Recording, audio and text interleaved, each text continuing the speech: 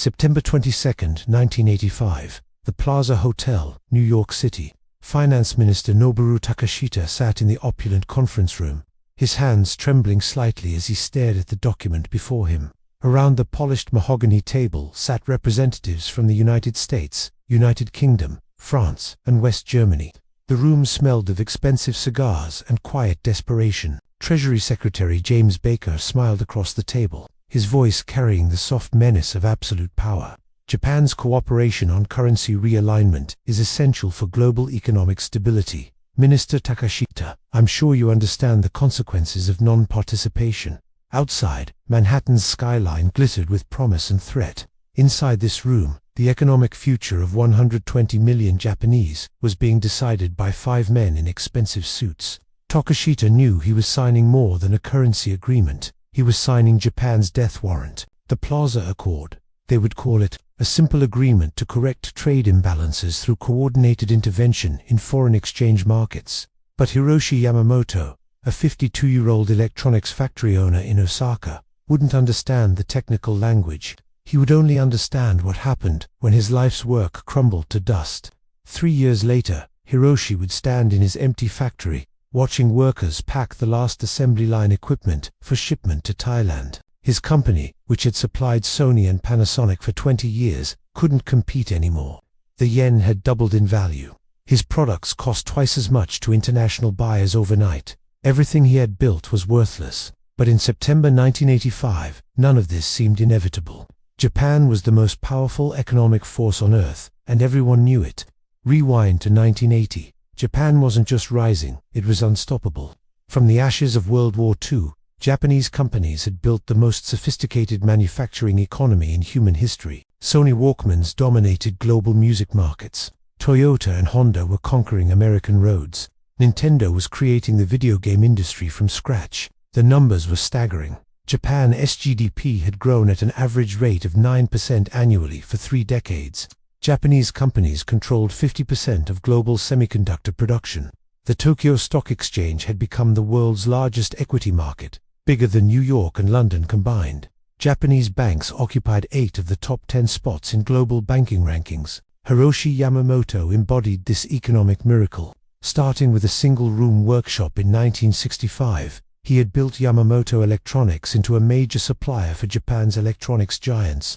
His precision components were found in televisions exported to America, stereo systems sold in Europe, and calculators shipped worldwide. His workforce had grown from 3 employees to over 800. His children attended private universities. His wife owned a Mercedes-Benz. We felt like we were witnessing history being made every day. Hiroshi would later recall, every month brought new export orders. Every year meant expanding factories. Our products were the best in the world, and everyone wanted them. Japanese tourists flooded into Paris, London, and New York, their strong yen making luxury goods incredibly affordable. Rockefeller Center was purchased by Mitsubishi Estate. Columbia Pictures was bought by Sony. Pebble Beach Golf Links was acquired by Japanese investors. American politicians and economists warned about the Japanese threat to American supremacy. The secret to Japan's success was simple. They manufactured the highest quality products at competitive prices, then sold them to the world. Japanese companies reinvested profits into research and development, creating successive generations of superior technology. The model was sustainable, profitable, and seemingly unstoppable. But in Washington, D.C., a different calculation was being made. American manufacturers were losing market share to superior Japanese products. Detroit automakers were hemorrhaging sales to Toyota and Honda. Silicon Valley companies were being outcompeted by Japanese semiconductor manufacturers. The trade deficit with Japan had reached unprecedented levels. More troubling for American policymakers was the strategic implication. Japan was becoming economically independent of the United States. Japanese companies were developing their own supply chains, their own distribution networks, their own technological ecosystems. For the first time since World War II, a major ally was becoming a potential rival. American economic officials began developing a plan that would solve both problems simultaneously, eliminate Japan's competitive advantage while reasserting American economic control over its former vassal state. The Plaza Accord seemed reasonable on paper. a coordinated effort by major economies to address global trade imbalances through managed currency adjustments. American officials presented it as a technical fix to economic inefficiencies, not an act of economic warfare. But the mathematics told a different story. The agreement required Japan to artificially strengthen the yen against the dollar, making Japanese exports significantly more expensive while making American products cheaper in global markets. Japanese officials who understood the implications were quietly told that refusal would result in immediate trade sanctions, restricted access to American markets, and potential exclusion from military cooperation agreements. Finance Minister Takeshita found himself in an impossible position. Japan's entire post-war economic model depended on access to American markets and integration with American-dominated global financial systems. Refusing the Plaza Accord meant economic isolation. Accepting it meant economic suicide, but perhaps slower and less obvious economic suicide. The currency manipulation began immediately after the signing.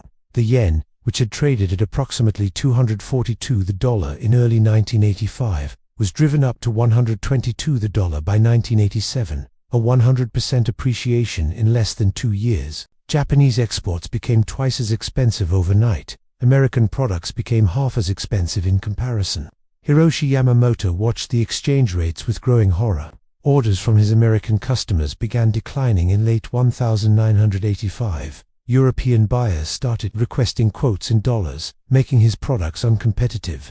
By 1986, his export revenue had fallen by 40%, despite maintaining the same production volume and quality standards. We couldn't understand what was happening, Hiroshi remembered. Our products hadn't changed. Our quality was still the best in the world. But suddenly, everyone was buying Korean and Taiwanese alternatives that cost half as much. The Japanese government, panicking over the economic devastation caused by yen appreciation, made a fatal mistake. They tried to compensate by lowering interest rates to near zero, making credit artificially cheap for domestic investment. The goal was to stimulate domestic demand to replace lost export markets. Instead, they created the largest asset bubble in modern history. Cheap credit flooded into real estate and stock markets. Property values in Tokyo rose by 3,000% between 1985 and 1990. The Imperial Palace. Grounds in central Tokyo were theoretically worth more than the entire state of California. Japanese companies began buying American real estate and entertainment assets at wildly inflated prices. American financial institutions watched this bubble formation with predatory interest. They understood what Japanese officials apparently did not. Artificially created asset bubbles always collapse, usually transferring wealth from domestic holders to foreign investors who can time the market correctly. The trap was working exactly as designed. December 29, 1989, the Nikkei stock average reached its all-time peak of 38,915. Hiroshi Yamamoto, desperate to save his struggling electronics company, had borrowed against his factory's inflated land value to invest in stocks. Like millions of Japanese, he believed the asset boom represented a new phase of Japanese economic development. 18 months later, the Nikkei had fallen to 20,000, a 50% collapse that wiped out $2 trillion in market value. Real estate prices began their catastrophic decline. Banks that had lent trillions of yen against inflated property values found themselves holding worthless collateral. The Japanese economy entered what economists would later call the lost decades. For Hiroshi, the collapse was immediate and total. His factory, mortgaged against land that was now worth 1/3 of the loan amount, was seized by creditors in 1991. His stock investments, purchased at bubble peaks, were worthless. His skilled workers, who had once been the envy of global manufacturing, joined unemployment lines that grew longer every month. "I lost everything in 18 months. Hiroshi would later tell anyone who would listen. 40 years of building a business, creating jobs, developing expertise, gone. Not because I made bad products or treated customers poorly, but because men in suits decided the yen should be worth twice as much as before." The human cost of Japan's economic collapse was staggering. Unemployment, which had been virtually non-existent during Japan's boom years, reached levels not seen since the 1930s. Suicide rates spiked as middle-aged salarymen faced financial ruin and social disgrace. Birth rates plummeted as young Japanese postponed marriage and children due to economic uncertainty. Japanese companies that had once competed globally began retreating to domestic markets. Sony, which had been America's most feared electronics competitor, started licensing its brand to foreign manufacturers. Toyota focused on maintaining market share rather than expanding innovation. Nintendo, facing Korean and Chinese competition, saw its dominance in gaming eroded by cheaper alternatives. The psychological impact was perhaps even more devastating than the economic damage. Japanese citizens who had grown up believing their country represented the future of human development suddenly found themselves living in what felt like economic decline. The confidence that had fueled Japan's post-war miracle evaporated, replaced by a pervasive sense of lost potential and diminished expectations. But while Japanese families struggled with unemployment, bankruptcy, and social dislocation, American companies positioned themselves to acquire Japanese assets at fire sale prices. While Japan's economy contracted and its companies struggled for survival, a different story unfolded in boardrooms from Silicon Valley to Wall Street. American firms that had been losing market share to superior Japanese products suddenly found themselves competitive again, not through innovation or improved efficiency, but through currency manipulation that made their products artificially cheaper. General Motors and Ford, which had been hemorrhaging market share to Toyota and Honda, suddenly found Japanese cars priced out of American consumers' reach. American semiconductor companies, which had been struggling to compete with Japanese precision manufacturing, regained market share as Japanese chips became prohibitively expensive for global customers. More cynically, American financial institutions and private equity firms began acquiring distressed Japanese assets at dramatically reduced prices. Real estate in Tokyo, which had been unaffordable to foreign buyers during the bubble, became accessible to American investment funds. Japanese companies facing bankruptcy were acquired by American competitors who gained access to decades of technological development and manufacturing expertise. Ripplewood Holdings, led by American investor Timothy Collins, became notorious for acquiring failed Japanese companies and either stripping them for assets or selling their technology to American competitors. The firm's business model was elegant in its brutality. Identify Japanese companies destroyed by the post-bubble recession, acquire them for pennies on the dollar, then extract maximum value for American shareholders. The most revealing aspect of this wealth transfer was its systematic nature. American officials who had designed the Plaza Accord maintained public sympathy for Japan's economic struggles while privately facilitating the acquisition of Japanese assets by American firms. The same Treasury Department that had forced yen appreciation provided regulatory assistance to American companies seeking to acquire Japanese competitors.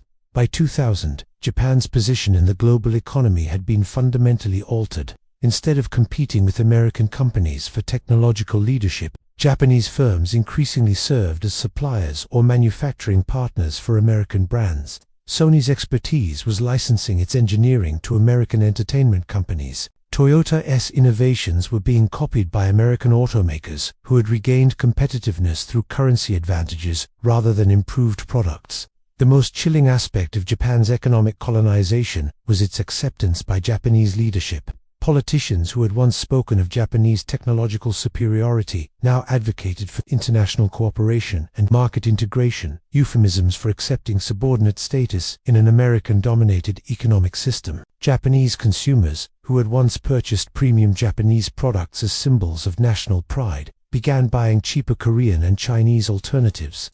The psychological victory was complete. Japan had been convinced that its own decline was natural and inevitable rather than the result of deliberate financial warfare.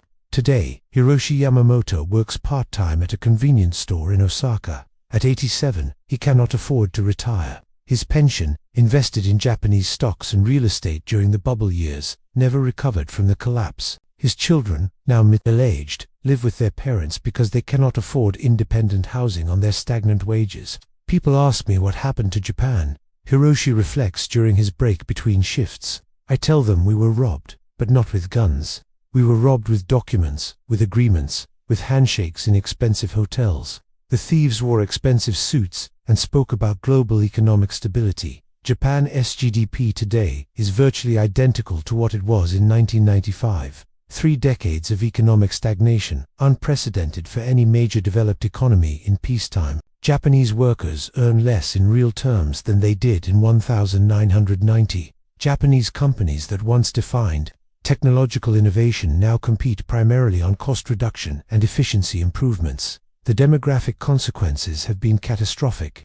Japan's birth rate has collapsed to one of the lowest in human history. The population is aging rapidly, with insufficient young workers to support growing numbers of retirees. Rural areas are depopulating as young Japanese migrate to cities, seeking scarce employment opportunities. But perhaps the most devastating legacy of the Plaza Accord is psychological. Japanese society, which once embodied confidence and technological optimism, has been characterized by economists as suffering from chronic deflation mentality, a pervasive expectation that tomorrow will be worse than today. Young Japanese, who never experienced their country's economic miracle, have grown up expecting stagnation, limited opportunities, and declining living standards. The entrepreneurial spirit that built companies like Sony and Honda has been replaced by risk aversion and acceptance of managed decline. Meanwhile, American technology companies have dominated the industries that Japan once pioneered. Apple controls the portable electronics market that Sony created. Google and Facebook dominate internet technologies that Japanese companies should have developed. Tesla leads electric vehicle innovation that should have emerged from Toyota's hybrid expertise. This is uncoincidence. It is the natural result of a systematic campaign to prevent Japan from reaching its full economic potential. The Plaza Accord didn't just adjust currency values, it restructured global power relationships to ensure American economic supremacy for generations to come. The Japanese model became the template for American economic dominance in the modern era. When a country becomes too economically successful, too technologically independent, too competitive with American interests, the same playbook gets deployed: currency manipulation, asset bubbles, financial crisis, then acquisition of distressed assets by American firms. South Korea experienced a similar pattern during the 1997 Asian financial crisis, though they recovered more quickly by accepting IMF conditions that opened their economy to American corporate control. Thailand, Indonesia, and Malaysia all faced currency crises that resulted in American firms acquiring their most valuable companies at fire sale prices. China watched Japan's experience carefully and has spent decades building financial independence precisely to avoid similar manipulation. Their efforts to create alternative payment systems, develop domestic technology capabilities, and reduce dependence on dollar-denominated trade represent lessons learned from Japan's destruction. The next time you hear economists discussing global trade imbalances or the need for currency realignment, remember Hiroshi Yamamoto stocking shelves at 87 years old. Remember that economic warfare has human faces, destroys real families, and creates suffering that lasts for generations. Remember that the Plaza Accord was under a technical adjustment to exchange rates. It was the most successful act of economic warfare in modern history, executed with precision and devastating effectiveness. Japan was turned from America's strongest economic competitor into a permanently subordinated ally. And the operation was so successful that most people still don't understand what happened. The agreement signed in that New York hotel room didn't just break Japan forever. It established the methods that would be used to maintain American economic dominance for the next 40 years. Every currency crisis, every financial collapse, every market correction that transfers wealth from developing nations to American institutions follows the same basic pattern pioneered against Japan. One deal, one signature, one country destroyed, the most perfect crime ever committed, because the victims still believe it was an accident.